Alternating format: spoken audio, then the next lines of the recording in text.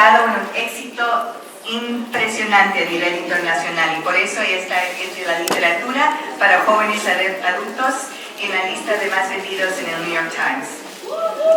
También para nosotros quisiéramos invitarles a participar en una charla que tenemos a las 20 en el stand de abajo, a donde haya una actividad charlar con unos embajadores jóvenes argentinos que han ido a los Estados Unidos. Para los que les interesan, por favor les invito a hacer esto también. Ahora, ¿no quieren escuchar más de mí? Gracias.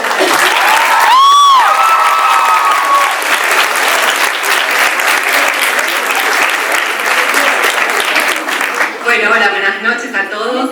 Decir en primer lugar que es un gusto tenerla a Claudia Gray en la Argentina y en el marco de la Feria del Libro. Te venimos leyendo desde hace años, desde el 2009 que empezamos a publicar la saga, y así que hoy finalmente nos conocemos personalmente y tenemos la posibilidad de escucharla a ella en vivo. Vamos a contar un poco cómo va a ser el evento de hoy. Y primero empiezo a presentarlo a Leonel Tetti, al lado mío voy a hacer la presentación oficial. Leonel es estudiante de edición en la UBA y el doctorado público en la Universidad Nacional de Lanús. En 2011 lanzó su blog Sueños y Palabras, dedicado a la difusión de literatura juvenil, y en 2012 comenzó a participar en la redacción de la revista Huellas de Tinta. Leonel, y puedo dar fe de esto, es un ávido lector de literatura en general, de literatura juvenil en especial, y nos ayuda a todas las editoriales de forma muy generosa porque es el que tiene la información de todo, de autores, libros, películas, etc. Bueno, y ahora me presento yo, mi nombre es Mariana Vera y soy la editora que está a cargo del área de libros infantiles, juveniles y del área de bolsillo también de Random House Mondadori Argentina. En 2009 empezamos a publicar la saga Medianoches y tuvo un éxito de inmediato. La verdad es que libro tras libro nos ha dado muchísimas sorpresas, y aunque nosotros teníamos una línea de libros juveniles que era más de corte realista, teníamos y tenemos, Claudia inauguró todo ese espacio de novelas románticas con seres fantásticos y elementos paranormales, así que Claudia fuiste la pionera en esta área en Random House Argentina, por lo menos. Así que bueno, les cuento ahora un poco cómo seguimos. Yo voy a hacer algunas preguntas más generales para que conocemos a Claudia y su relación, más desde el punto de la edición, o sea, su relación con la lectura, con la escritura y con las editoriales, y después lo voy a dejar a Leonel, ávido lector y fan de la obra de Claudia Gray, para que haga preguntas puntuales sobre los libros. Y después vamos a abrir las preguntas al público, así tienen la oportunidad de hacerle todas las preguntas a ustedes a la mujer. Bueno, entonces empiezo con la primera pregunta. Sí, perdón. Hola, chicas.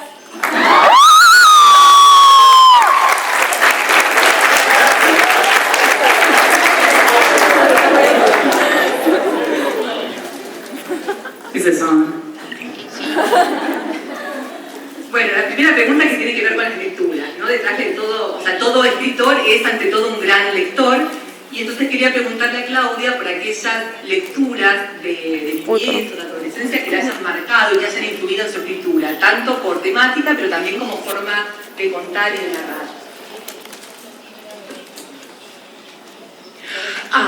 I would have to say that I read everything I could get my hands on. They really didn't have young adult books the way that they do now, back in the golden days of the 1980s, which, now seem like a distant era. You were really expected to go from children's books to adult books. So, you went straight from something like A Wrinkle in Time to The Thornbirds or something like this. But I read everything that if you're going to talk about some books that I loved especially as a child, A Wrinkle in Time was definitely one of them. That was very inspirational. Or when I was a little girl, I don't know if you guys know this book, A Little Princess. It's the most shameless melodrama. This little girl, she's so sweet and good, and then she is orphaned, and it looks like she's poor, so people are mean to her. But then it turns out her father left her, I'm not making this up, diamond mines. And I am still waiting for another moment of dramatic payback as satisfying as that little girl finding out she had the diamond mines. Bueno, la siguiente pregunta es por el rótulo juvenil. ¿Cómo te llevas con el rótulo juvenil? Porque la verdad es que tus libros, tanto en español como en inglés, se publicaron en colecciones juveniles. De hecho, nosotros los tenemos publicados por el sello Montena, que es un sello juvenil.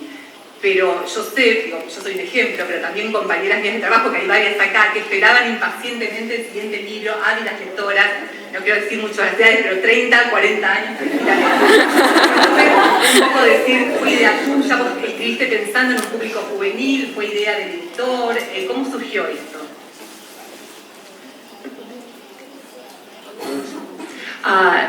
This is definitely, it was my idea, writing for young adults. I have to admit, the thing that really got me interested into vampires, I mean, I'd always liked them, who doesn't? But the things that really got me into it were the television shows Buffy the Vampire Slayer and Angel. And of course, those are about, teenagers and young adults. So I think it was fairly natural for me to think about that. And some people say, oh, how do you write things differently for young adults? And they think you're supposed to make it dumber. But for some reason, it's like, no, the younger the reader, the better you have to be. I don't know, it just feels like that's naturally where the stories belong, with young adults. Entonces no fue una pelea con el editor.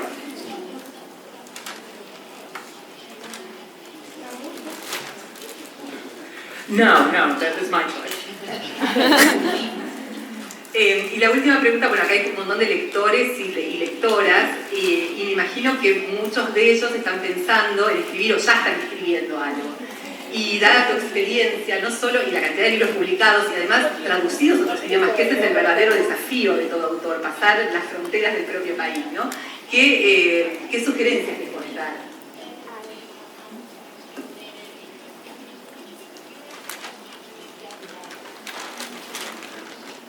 First of all, sorry for the delay with the translation. I have been taking Spanish lessons, but for 5 whole months, so I can tell you what color your clothes are.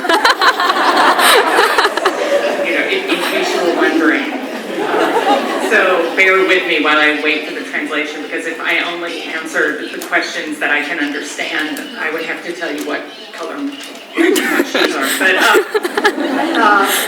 my main advice for young readers, the 2 big things, I guess, are, again, read everything you can. You have to read so much. I don't think that's probably an issue for most people in this room. If you came to the Feria del Libro, this is what you're doing on a Saturday night, that's awesome. At least for the standard of awesome that I have for my own social life. But, no, it's flat out awesome. But yeah, a lot of people want to write books, but they don't read that much. They go see movies or they watch TV. And these are things that will tell you some things about telling stories, but they're not going to tell you how to write. Only reading is going to help you learn how the stories that you love most are put together. And that's not a thing you have to go through and read and take notes on how it's done. You will learn those lessons automatically just by being a reader. And the other thing is to write as much as you can. You have to get into the practice and habit of writing, because the thing that everybody says if they want to write, no matter what age, is, I don't have time to write. I'm a full-time writer. I don't have time to write either. Nobody has time to write. The thing is, you just have to make it a priority. You have to make it a habit. It has to become such a big part of your life that you don't have to ask yourself where you're going to find the time. It's the thing you're doing when nobody is forcing you to do something else. So just write and write and write until it becomes a habit for you. And also that's going to be how you discover your voice. That's going to be how you discover the kind of writer that you are. There's no other way to do it than practice. But, and that's also how you find out if you love it. Bueno, y ahora sí, paso la palabra a Leonel. Antes quería agradecer especialmente a la Embajada de los Estados Unidos, que fue quien invitó a Claudia a la Argentina y también nos invitó a Leonel y a mí a formar parte de este encuentro. No me había olvidado decirlo al principio, pero quería agradecer especialmente. Y ahora sí, Leonel. Bueno, yo también quiero aprovechar para agradecer por haberme invitado a la Embajada. Y bueno, la primera pregunta que tenemos es, ¿cómo fue la idea del Instituto Medianoche, el proceso de creación de los personajes y de la historia? ¿Cómo se fue dando en vos decir quiero escribir sobre vampiros en un instituto? ¿Cómo fue todo eso?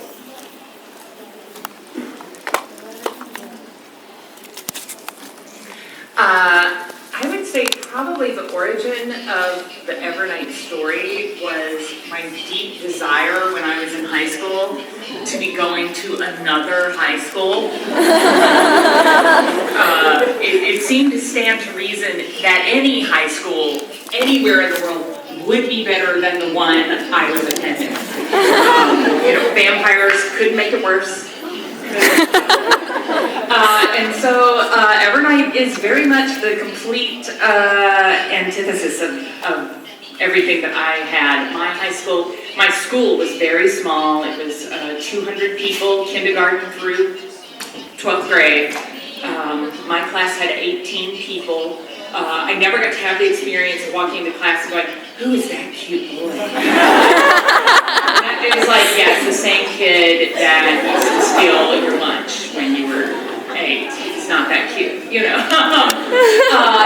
thought it would be fun to be far away. My school was literally across the street from my house. You can see it from there. Sometimes my dog wandered over during the day. I thought that these things would make it very interesting and romantic. Now, people who have been to boarding schools inform me that boarding school is actually not always romantic and awesome, but it seemed that way to me when I was a teenager. So that's probably where it mostly came from. Bueno, la otra pregunta es, ¿cómo se te ocurrió la idea de introducir los fantasmas dentro de la historia? Dado que el enemigo natural en la mayoría de las novelas es el hombre lobo, ¿por qué poner fantasmas y no hombre lobo?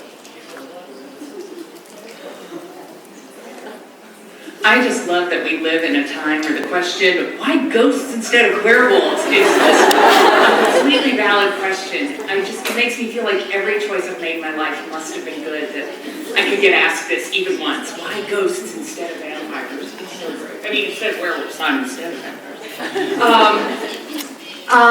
To me, when I was growing up and being a weird little kid in black who was the one in the back of the room in the library reading Dracula, it had always seemed to me like vampires and ghosts were sort of natural opposites, because with the vampire, the body is still there, but you think something in the spirit has always changed a little bit, whereas with the ghost, the spirit is what remains, and the body is what's gone. So to me, that sort of seemed like a natural fit. And so when I thought that I might want to work something else into the Evernight series, the ghosts were a pretty natural choice. Bueno, y después con respecto a los personajes, seguro que todas las chicas de acá que me escriben en el blog, es Baltasar. ¿Qué hay detrás de Baltasar?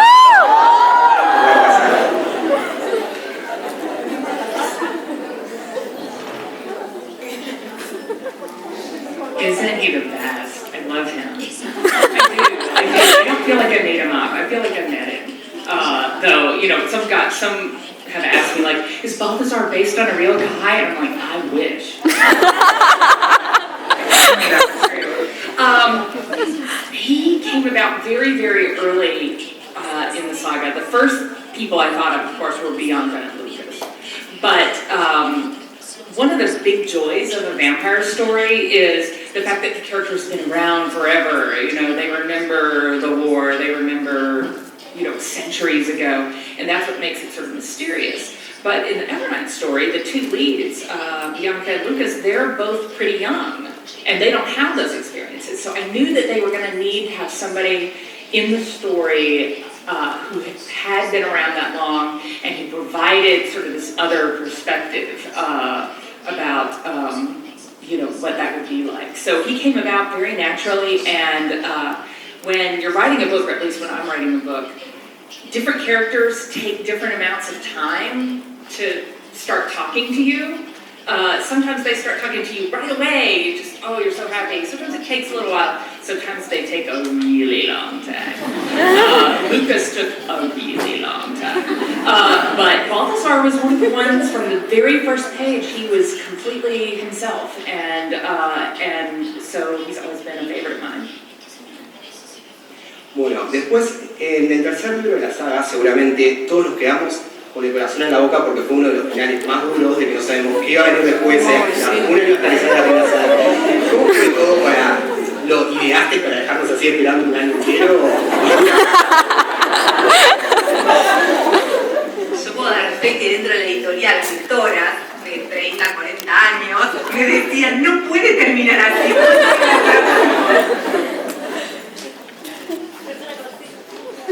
I think this is the part where I'm supposed to laugh evilly. Yes, I live on tears. That's what I did. No, in all honesty, the reason that happened, originally, my US publisher, the plan was to bring the books out one every 6 months, which is very fast, by the way. I was typing everything up every day. And when I realized that was probably where Hourglass, Despedida needed to end, I thought, oh, can I do that to people? Oh, that seems mean. But first of all, there was the thing where I live on tears. And second, I thought, it's just 6 months. You know, most people don't read it the very first couple of days, so I thought, that's okay, I'll just do that. And then, after I was already into the book, they said, oh, and now we're bringing them out once a year. But by then, it's too late, so, sorry. Bueno, todos los lectores notamos dos detalles en adición de que Bianca recibe una postal de Baltasar desde Buenos Aires y en Despedida, Despedida o Renacer era, de que van a la bodega Vic y encuentran un vino de Argentina. ¿Por qué estas dos referencias a la Argentina pusiste en las historias?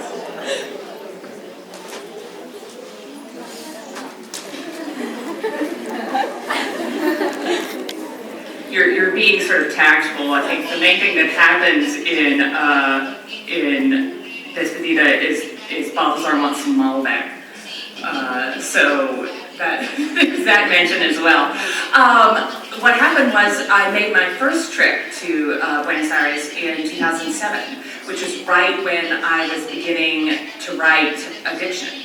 And so it was very fresh in my mind. I mean, I just came here and wandered around taking pictures of things for a few days. But it was very fresh in my mind as a place that I had really enjoyed being, and so that's why I ended up mentioning it in the book. Bueno, los Hombres Lobo no vinieron en la saga Medianoche, pero sí en Aguas Oscuras. ¿Nos querés contar un poco de la historia, cómo fue que decidiste escribir Aguas Oscuras, el Titanic? Hay bastante para hablar.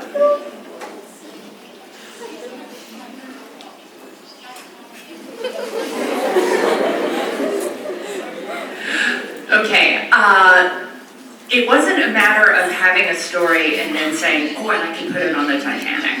What happened was I went to an exhibition of artifacts that had been brought up from the Titanic. And it was really well done. I mean, there are all these things that have really been brought up from the bottom of the ocean. And they had rebuilt several of the rooms. So you could walk and stand on the grand staircase, the exact size and shape and everything, like you're really there. And Leonardo DiCaprio is going to show up at any moment. But you could look into a third-class cabin. You could look into the first-class dining area. It was really in places like being on the ship. And the area of the exhibition that was devoted to the sinking, it's dark. They kept it dark in there, and they had this big model, quote unquote, of the iceberg made out of ice. And at first I thought, that's really tacky. But then I realized it was actually brilliant because it made the room cold. So it was dark and cold when you're reading about the sinking. And there was one place where they had a spotlight shining down, and it was an outline in light of one of the lifeboats, exactly how big it was. And it's not that big. And you realized if you were there that night and you didn't know the ship was going to sink, because of course they didn't tell those people that until very, very late. And they of course they thought the Titanic, you can't sink. And somebody said, get into this, and we're gonna lower you, 90 feet into the water that's freezing. Are you in a hurry to do that? Of course you aren't. That's really terrifying. You can see how people didn't get on the lifeboats at first. So the exhibit really made you understand some things about the sinking. So as you can tell, I loved that exhibit. And I walked out just completely charged up. I was like, I'm going to tell a story set on the Titanic, but what? Now my first thought actually was that I would make it something that had happened to Balthazar. Balthazar was on the Titanic. Won't that be great? For me. But then I realized realized, you know, vampires, they can get staked, they can get beheaded. They don't drown, and they don't freeze. Which means to a vampire, the Titanic is no suspense. There's no danger. They're just like, now I have to swim to New York. and I mean, that's it. That's the only problem for them. So I was like, okay, that won't work. But then I thought about werewolves, and I realized that A, they have something to lose, but more importantly, because you know you can't just have the story get interesting when they hit the iceberg. You know, it's got to be interesting throughout. And I realized that whether you are the kind of werewolf that's trying not to eat people, like Alec, or whether you're the kind of werewolf who's trying not to get caught eating people, like Mikhail, what you need is privacy. And you don't have that on this ship, so I realized, oh, it's going to be this constant problem on the ship. And so immediately I knew that was what had to be happening there, and it was so much fun. I see somebody here with a Doctor Who t-shirt, and basically my whole thought about this was like, werewolves on the Titanic, that is just crazy enough to be on Doctor Who, I'll write it. Hay algo de vos que nos gusta mucho y es el contacto que tenés con tus lectores a través de tus redes sociales. ¿En algún momento agarraste y dijiste, no, esta historia no está gustando por algo que te digan los lectores y decidiste cambiar alguna parte de tus novelas o seguiste con el curso de cómo tenías todo planeado?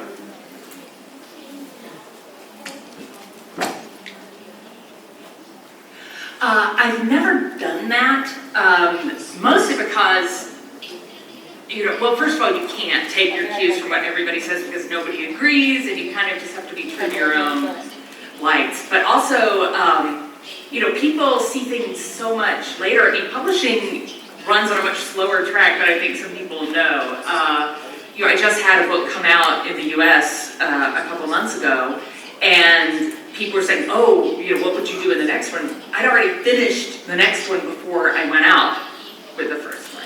And we're working on the third one this year. So you're always a little bit ahead, I guess, of where the suggestions could possibly help. I don't know.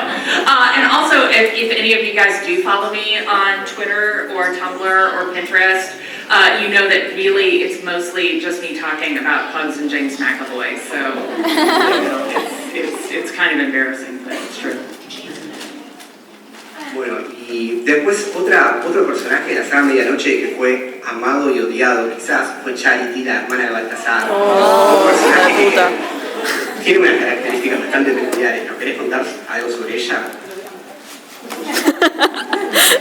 Can you guys make that sound again? That was awesome. Charity, Balthazar's sister. That girl is not right in the head.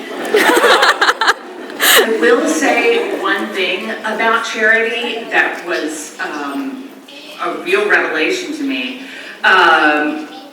The whole time I wrote the Evernight series, I knew what Charity would be doing. I knew fundamentally what her motivations were, but she was a character that was very hard to get to know because, you know, it's difficult to understand this girl. But then I sat down to write Balthazar, the book that's all about that, and all of a sudden, there she was, and I realized the first 4 books, they're all from Bianca's point of view. Bianca doesn't understand Charity. Balthazar is half from Balthazar's point of view, and he understands her. And the minute that I was looking at her through his eyes, I was able to sort of see her in a whole new light. And I think if you've read that book, I know that it is out in Spanish. I don't know whether it's here, but I know it's not in Argentina, I'm sorry, but it's in Ecuador. I know that.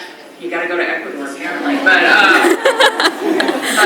in the book Balthazar, you go back to when Balthazar and Charity were changed into vampires. And, you know, I don't think it necessarily makes Charity sympathetic, but I do think you understand why she's really mad.